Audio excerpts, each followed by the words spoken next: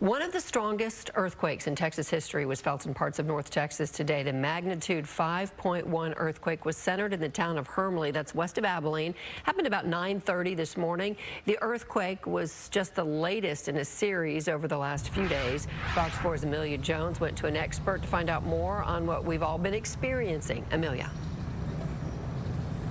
Hey, Heather, I spoke to a professor at SMU who studies earthquakes. He told me that magnitude 5 earthquakes happen every day across the country, but with these earthquakes in West Texas happening back to back, he believes they should be monitored.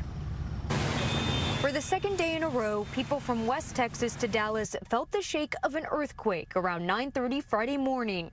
The U.S. Geological Survey measured it as a magnitude 5.1 earthquake. The epicenter was near Hermleigh, Texas, which is about 200 miles west of Fort Worth.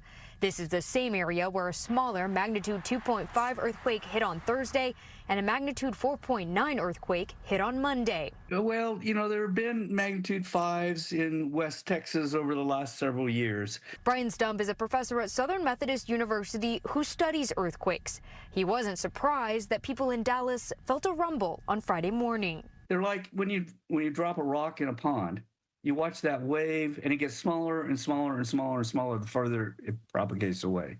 That same thing is happening in the earth with the seismic waves. We just can't see them because the motion's so small, but we can feel them. Most people we spoke to didn't feel anything Friday morning, but heard about the earthquake.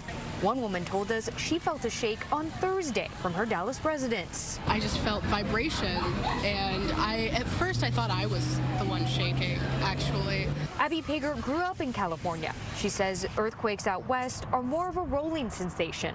It's definitely a lot slower as opposed to a bit more of a shakiness that I felt yesterday. A Scurry County judge made a disaster declaration after Friday's earthquake caused damage across the area. The Fox 4 weather team reported that the earthquakes on Monday and Friday were some of the strongest in Texas history. Stump doesn't know what exactly is causing the quakes, but says the area should be studied to determine whether man-made activities like fracking might have played a role. In 2016, the state of Texas has been pretty proactive, and so there's now a very robust set of seismic stations around the state of Texas. And those are designed to be able to study these kinds of events. And if indeed this happens to be an induced event, then maybe mitigate the additional events by changing activities in the area.